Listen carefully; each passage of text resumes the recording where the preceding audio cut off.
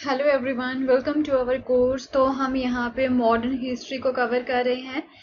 Modern history में हम अब बात कर रहे थे about the Indian textiles in the European markets. तो इंडिया की जो टेक्सटाइल इंडस्ट्री है उसकी जो है यूरोपियन मार्केट्स में किस तरह की डिमांड रहती है, क्या सिचुएशन रहती है यहाँ पे। तो अब जो है इंडियन जो हमारे टेक्सटाइल मेकर्स थे, राइट, उनकी क्या सिचुएशन होती है यहाँ पे जब यूरोपियन मार्केट्स में इनकी यहाँ पे डिमांड बढ़ जाती है इंडियन टेक्सटाइल्स की। तो इन सब चीजों के बारे में हम यहाँ पे कवर करेंगे इस पर्टिकुलर वीडियो में। So now let's start the topic. So the word tells us the histories. तो यहाँ पे अगर बात करें, कई ऐसे हिस्टोरियंस हैं, उन्होंने जो है इनके बारे में जो है राइट डाउन भी किया है कि उस समय की जो है इंडियन टेक्सटाइल्स थी, राइट, उसकी क्या सिचुएशन थी यूरोपियन मार्केट में, किस तरह की डिमांड यहाँ पे रहती है एंड उसका जो है क्या इफेक्ट हमारे इंडिया की इंडस्ट्री के ऊपर पड़ता है। तो ये सारी चीजें जो है हिस्ट्री में अवेलेबल है, राइट। तो ये जो वर्ड्स यहाँ पे लिखे गए हैं या फिर जो भी एक तरह से नोट डाउन किया गया था उस समय के हिस्टोरियंस के द्वारा या फिर जो राइटर्स थे, तो वो जो है हमें पूरी हिस्ट्री के बारे में बताते हैं। तो क्या था यहाँ पे, किस तरह से जो यूरोपियंस थे उन्हें हमारे इंडियन टेक्सटाइल के बारे में पता चला था, राइट, उसके बारे में हम देखते हैं सबसे पहले थोड़ा सा। सो यूरोपियन ट्रेडर्स जो थे उन्होंने हमारे जो फाइन कॉटन क्लॉथ है, राइट, उनको जो है कहाँ से पता चलता है हमारे इंडिया के फाइन कॉटन क्लॉथ का। तो क्या था यहाँ पे, they first encountered the fine cotton cloth from India carried by the Arab merchants in Mosul in present day Iraq. तो इराक में जो है अरब मर्चेंट्स हमारे इंडिया से काफी फाइन टाइप का जो कॉटन क्लॉथ था वो लेके जा रहे थे।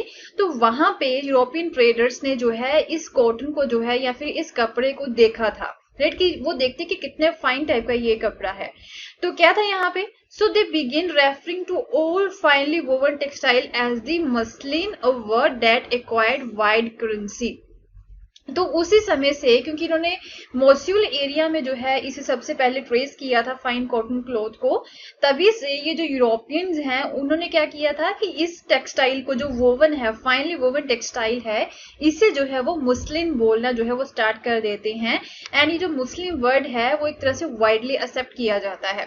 तो हमारे इंडिया का जो फाइनली वोवन टेक्सटाइल था उसे वो क्या बोला करते थे, उसे जो है वो मुस्लिम बोला करते थे। तो दूसरी तरफ अगर हम पोर्चुगीज की बात करें तो वो जो है जब सबसे पहले हमारे भारत में आए थे, किस चीज की सर्च में आए थे, वो ऑब्वियसली हमने पढ़ा था स्पाइसेस की सर्च में हमारे भारत में आए थे। तो वो सबसे पहले कैलीकट में लैंड करते हैं on the Kerala coast, south west India में। तो यहाँ से स्पाइसेस के साथ साथ जो है कॉटन टेक्सटाइल भी अपने साथ वो वापस लेके गए थे स्पाइसेस के साथ साथ, राइट। तो जो कॉटन टेक्सटाइल पोर्तुगीज यहाँ पे अपने साथ लेके जाते हैं तो वो हमारे इंडिया के कॉटन टेक्सटाइल को क्या नाम देते हैं, वो इसे कैलिको बोलते हैं, right, that is delivered from the Calicut, क्योंकि जो है ये कैलिकट के एरिया से वो लेके गए थे। So subsequently calico became the general name for all the cotton textiles. तो जितना एक तरह से जो कॉटन टेक्सटाइल है उसके लिए जो है कैलिको वर्ड अब जो है यूज करना स्टार्ट कर दिया जाता है। मीन जिस एरिया से इन यूरोपियंस ने हमारे इंडिया के जो कॉटन क्लॉथ्स हैं उसे वो फाइंड करते हैं, उसी एरिया का जो नया नाम वहां पे वो दे देते थे। तो एक यहाँ पे यूरोपियन ट्रेडर्स जो थे उन्होंने मोस्यूल में जब इसे देखा जो कि फाइनली वोवन टेक्सटाइल थे तो उसे जो है वो मुस्लिम नाम दे देते हैं। एंड दूसरी तरफ जो पोर्तुगीज है, राइट, उन्होंने जो है कैलिकट से वो लेके जाते हैं इस कॉटन क्लॉथ्स को, तो वो जो है इसे कैलिको नाम दे देते हैं। So there are many words which point to the popularity of Indian textiles in the western markets। तो और भी कई नाम जो है इंडियन टेक्सटाइल्स को दिए गए हैं। तो ये वर्ड्स जो है क्या शो करते हैं कि वेस्टर्न मार्केट्स में इंडियन टेक्सटाइल की जो है कितनी ज्यादा पॉपुलैरिटी थी, right. So English east India company जो है उन्होंने अपना रिप्रेजेंटेटिव जो है कलकत्ता में 1730 में भेजा था। तो उस समय की एक ऑर्डर बुक जो होती है जिसमें जब व्यापार किया जाते थे, तो एक ऑर्डर बुक जो है अभी हिस्टोरियंस को मिली है। तो उस ऑर्डर बुक को अगर हम यहाँ पे देखें तो उसमें जो है क्या लिखा हुआ है, 5,89,000 पीसेस जो है क्लॉथ के, उसका ऑर्डर हुआ था उस ईयर में, राइट, 1730 की अगर हम बात करें। So browsing through the order book, you would see list of 98 varieties of cotton and silk cloths। तो अगर हम उस order book को देखें तो उसमें जो है ये जो कॉटन है या फिर सिल्क क्लॉथ है, उनको जो है उनकी अराउंड 98 वैरायटीज के नेम जो है आपको वो देखने को मिल जाएंगे। वैरायटीज किस तरह से बनी कि जो कपड़ा यहाँ पे जिस एरिया से मिलता था उस एरिया का जो नेम है वो उसे दे दिया जाता था। Okay, so these were known by their common name in the European trade as piece goods, usually woven cloth pieces that were 20 yards long and 1 yard wide। तो एक पीस गुड जो है, एक पीस गुड का नाम दे दिया गया है। ये जो है एक तरह से वुवन क्लॉथ है एंड जो कि 20 यार्ड जो है लंबा है एंड 1 यार्ड ये चौड़ा है। So amongst the pieces ordered in bulk were the printed cotton cloths, right? तो एक printed cotton cloths भी यहाँ पे हुआ करते थे। तो printed cotton cloths के लिए जो है उन्होंने क्या वर्ड लिखा था, चिंस वर्ड जो है वो यहाँ पे दिया था, या फिर कॉसासिस हो गए जिसे खसा बोला जाता है, देन बंदाना हो गए। तो ये अलग अलग नेम जो है वो प्रिंटेड कॉटन क्लॉथ्स को भी दिए गए हैं। तो आपको पता है जो इंग्लिश टर्म है चिंक्स, ये कहाँ से आई थी, ये नेम किस तरह से दिया गया था प्रिंटेड कॉटन क्लॉथ को? तो ये एक हिंदी वर्ड है चिंथ, राइट। चिंथ का क्या मतलब होता है, एक ऐसा कपड़ा जिसके ऊपर छोटे छोटे एंड कलरफुल फ्लावरी जो डिजाइन होते हैं वो यहाँ पे बने होते हैं। From the 1680s, there started a craze for the printed Indian cotton textiles in the England and Europe also। तो 1680 से क्या होता है कि जो प्रिंटेड इंडियन टेक्सटाइल है उसकी जो है डिमांड काफी ज्यादा बढ़ जाती है, उसका क्रेज काफी ज्यादा बढ़ जाता है इंग्लैंड एंड यूरोपियन मार्केट्स में। एंड ये जो फ्लोरल डिजाइन्स बनाए गए थे वो काफी फाइन टाइप से बनाए गए थे, फाइन टेक्सचर था इसका, एंड ये जो है सस्ता भी पड़ता था, चीप भी पड़ता था। दैट इज वाई जो है इसकी डिमांड वहां पे बढ़ती जा रही थी। तो जो अमीर लोग थे इंग्लैंड के, इवन इंक्लूडिंग जो क्वीन थी वहां की, वो जो है इंडियन फैब्रिक के जो क्लॉथ्स हैं वो पहना करती थी। ओके, तो एक बंदाना वर्ड भी यूज किया गया है किसके लिए, प्रिंटेड क्लॉथ के लिए, राइट। पीछे हमने पढ़ा है लास्ट स्लाइड में। So this similarly the word bandana now refers to any brightly coloured and printed scarf for the neck or head. तो बंदाना वर्ड जो है वो किसके लिए यूज करते थे, मोस्टली जो कि कलर था एंड प्रिंटेड हुआ करता था। बट वो जो स्कार्फ हम यहाँ पे यूज करते हैं जिससे नेक पे जो है हम बांधते हैं या फिर हेड पे बांधते हैं, तो उसके लिए बंदाना वर्ड जो है वो यूज किया गया है। बंदाना वर्ड जो है वो कहाँ से डिराइव हुआ है, हिंदी में इसे टाई करना मीन बांधना, राइट। तो हम जो एक तरह से स्कार्फ है उसे बांधते हैं नेक पे या फिर हेड पे बांधते हैं, डेट इज वाई इसे जो है बंधाना नेम जो है वो दे दिया गया था, right.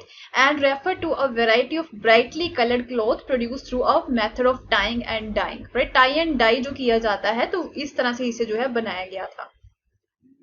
So there were the other clothes in the order book. तो कुछ और भी क्लॉथ्स थे यहाँ पे, कुछ और भी कपड़े थे ऑर्डर बुक में, जो कि एक तरह से हमें ये डिनोट करते थे कि उसका जो प्लेस है ओरिजिन का वो एक मीन वो कौन सा है, राइट। कासिम बाजार, पटना, कैलकाटा, उड़ीसा, चारपुर। तो यहाँ से जो है ऑर्डर बुक में जो है नेम लिखे गए हैं इन प्लेसेस के, मीन यहाँ से इन एरिया से जो है एक तरह से ऑर्डर किए गए थे जो कपड़े थे। So the widespread use of such words show how popular Indian textile had become in different parts of the world। तो ये जो ऑर्डर बुक्स हैं यहाँ पे उसमें जो है वैरायटी ऑफ नेम जो है इंडिया के कॉटन टेक्सटाइल्स को दिए गए हैं। तो ये चीजें हमें क्या बताती हैं कि जो है उस समय में जो इंडियन टेक्सटाइल है वो वर्ल्ड के डिफरेंट पार्ट्स में कितनी ज्यादा फेमस हो रही थी, राइट। ये चीजें हमें ये बताती हैं। अब यूरोपियन मार्केट्स में इंडियन टेक्सटाइल की सिचुएशन क्या थी वो देखते हैं। तो क्या था यहाँ पे, by the early 18th century अब क्या था कि इंडियन टेक्सटाइल जो था वो पॉपुलर हो रहा था। वूल हो गया या फिर सिल्क जो हो गया वो काफी ज्यादा पॉपुलर हो रहा था। तो अब इंग्लैंड के जो एक तरह से प्रोड्यूसर्स हैं, कपड़े के प्रोड्यूसर्स हैं, वो जो है वो प्रोटेस्ट करना स्टार्ट कर देते हैं against the Indian cotton textiles कि यूरोप में, इंग्लैंड में जो है एक तरह से जो इंडियन टेक्सटाइल है उसे क्यों इंपोर्ट किया जा रहा है। इसकी वजह से जो लोकल एक तरह से प्रोड्यूसर्स हैं कपड़े के उन्हें जो है नुकसान पहुंच रहा है, राइट। तो इसकी वजह से जो इंग्लैंड के प्रोड्यूसर्स होते हैं वो क्या करते हैं, वो प्रोटेस्ट करना स्टार्ट कर देते हैं। तो इन 1720 जो ब्रिटिश गवर्नमेंट है उसने एक नया लॉ बनाया था जिसमें जो है क्या किया गया था कि जो प्रिंटेड कॉटन टेक्सटाइल है चिंथ, राइट, उसको जो है बैन कर दिया गया था इंग्लैंड में। एंड इंटरेस्टिंगली इस एक्ट का जो है क्या नाम रखा गया था, कैलिको एक्ट जो है वो नाम रखा गया था, क्योंकि इस समय में अभी जो टेक्सटाइल इंडस्ट्री थी वो बिगन हुई थी, डेवलप हो रही थी इंग्लैंड में, वो स्टार्ट हुई थी अभी डेवलप होना। तो क्या था यहाँ पे, तो जो टेक्सटाइल इंडस्ट्री है इंग्लैंड की, वो इंडियन टेक्सटाइल से compete नहीं कर पा रही थी, वो उसके मुकाबले खड़ी नहीं हो पा रही थी। तो इंग्लिश प्रोड्यूसर्स जो है वो अब गवर्नमेंट से ये चाहते थे कि वो हमारी मार्केट को सिक्योर करें, ओके एंड क्या करें कि इंडियन टेक्सटाइल की जो एंट्री है उसे आप बैन कर दें, ऐसा वो चाहते थे। दैट इज वाई जो है ये कैलिको एक्ट बनाया गया था, जिसके थ्रू जो प्रिंटेड कॉटन टेक्सटाइल है चिंत, उसे जो है बैन कर दिया गया था।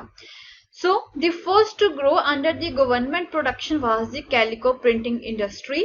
तो इंडियन डिजाइन्स जो है वो नाउ इमिटेटेड, अब जो है इन्हें इमिटेट किया गया था इंडियन डिजाइन्स को, कहाँ पे, इंग्लैंड में जो है इसकी कॉपी की जाती है। एंड व्हाइट मुस्लिन कपड़ा जो होता है उसका यहाँ पे यूज किया गया था ये प्रिंट बनाने के लिए, या फिर प्लेन अनब्लीच्ड इंडियन क्लॉथ का यहाँ पे यूज किया गया था ये प्रिंटेड कपड़े बनाने के लिए। तो क्या था यहाँ पे, अब ये कंपटीशन कर रहे थे इंडियन टेक्सटाइल्स के साथ, इसकी कॉपी कर रहे थे। तो इसके साथ साथ जो है ये इसकी वजह से वहां पे टेक्नोलॉजिकल इनोवेशन भी होना जो है वो स्टार्ट हो जाता है इंग्लैंड में, राइट। वहां पे नई टेक्नोलॉजीज भी आनी स्टार्ट हो जाती हैं जब जो है वो इंडियन टेक्सटाइल्स के साथ जो है कंपैरिजन या फिर कंपटीशन करने की कोशिश कर रहे थे। तो क्या था यहाँ पे, एक 1764 में स्पिनिंग जेनी जो है वो इन्वेंट कर दिया जाता है जॉन के द्वारा, जिसकी वजह से जो ट्रेडिशनल स्पिंडल्स थे, पहले हाथ के साथ बुना जाता था कपड़े को, अब जो है मशीन यहाँ पे ला दी जाती है स्पिन करने के लिए, जिसका नेम यहाँ पे रखा गया था स्पिनिंग जेनी, राइट। तो जिसकी वजह से जो प्रोडक्टिविटी होती है वो यहाँ पे बढ़ जाती है, अब जो है कपड़ा जल्दी जो है बुनना स्टार्ट हो जाता है। देन उसके बाद में स्टीम इंजन भी यूज जो है वो होना यहाँ पे स्टार्ट हो जाता है। इससे जो है किसने इन्वेंट किया था, रिचर्ड आर्कराइट ने जो है इसे स्टार्ट किया था 1786 में, जिसकी वजह से जो कॉटन टेक्सटाइल वीविंग है वो रेवोल्यूशनाइज हो जाता है, काफी फास्ट तरीके से जो है इसकी अब स्पिनिंग जो है वो स्टार्ट हो जाती है, ओके। एंड इन्हें जो है काफी क्वांटिटी में जो है अब क्लॉथ को जो है बनाना स्टार्ट कर दिया जाता है। एंड ये जो क्लॉथ था वो अब चीप भी पड़ता था, वो सस्ता भी पड़ता था, क्योंकि अब लेबर जो है वो कम यहाँ पे यूज होती है, तो ऑब्वियसली ये जो है सस्ता बनेगा ये जो कपड़ा है जो कि मशीन्स के साथ बनाया जाता है। हाउएवर ऐसा नहीं है कि जो इंडियन टेक्सटाइल है वो टोटली डिक्लाइन हो जाता है, वो जो है अभी भी वर्ल्ड ट्रेड को जो है कंटिन्यू रखता है, डोमिनेट वहां पे होता ही है ये, राइट। इसकी डोमिनेंस वहां पे बनी रहती है, कब तक, end of the 18th century तक, राइट। तो यूरोपियन ट्रेडिंग कंपनीज जो थी, डच होगी, फ्रेंच होगी, इंग्लिश हो गई, राइट, वो जो है एक तरह से काफी ज्यादा उन्हें एक तरह से प्रॉफिट मिलता है। सो ये क्या करते थे, कॉटन एंड जो सिल्क का जो टेक्सटाइल है वो हमारे भारत से परचेज करते थे, एंड इसके बदले में जो है वो सिल्वर हमें देते थे इंडिया को, राइट, क्योंकि उनके पास जो ऐसी करेंसी नहीं थी। बट जैसे कि आपने देखा था चैप्टर नंबर 2 में, जब इंग्लिश ईस्ट इंडिया कंपनी जो है वो पॉलिटिकल पावर को हमारे इंडिया में उन्होंने गेन कर लिया था, यहाँ पे इस्टेब्लिश कर लेते हैं अपनी पावर को बंगाल में, तो उन्हें अब जो है एक तरह से प्रीशियस मेटल जैसे या फिर गोल्ड हो गया या फिर सिल्वर जो है वो अब इंपोर्ट यहाँ पे नहीं करना पड़ता है हमारे इंडिया के कपड़े को खरीदने के लिए। तो वो बंगाल से जो रेवेन्यू वो इकट्ठा किया करते थे पीजेंट्स या फिर जमींदार से, तो वही जो है वो यूज किया करते थे इंडियन टेक्सटाइल्स को बाय करने के लिए, ओके। तो स्पिनिंग जेनी क्या है उसकी थोड़ी सी यहाँ पे डेफिनेशन दे रखी है, अ machine by which a single worker, पहले जहां पे सपोज कीजिए 12 वर्कर जो है वो कपड़े को बुन रहे हैं, उसकी जगह पे अब एक वर्कर जो है वो यहाँ पे काम करेगा, could operate several spindles on which thread was spun, so when the wheel was turned all these spindles rotated। तो जब व्हील को यहाँ पे टर्न किया जाता था तो जो बाकी स्पिंडल्स होते थे जितने भी अराउंड सपोज कीजिए यहाँ पे 24 स्पिंडल्स हैं, राइट, वो इकट्ठे ही जो है वो रोटेट होंगे, राइट। तो यहाँ पे व्हील का यूज किया जाता था इस स्पिनिंग जेनी में। So this is the picture of spinning jenny. तो ये यहाँ पे सपोज कीजिए ये वाले स्पिंडल्स हो गए, कितने सारे स्पिंडल्स आप यहाँ पे देख पा रहे हो। तो एक पर्सन जो है वो इस व्हील को रोटेट करेगा, तो ये सारे जो स्पिंडल है वो कंबाइंडली रोटेट करेंगे, ओके।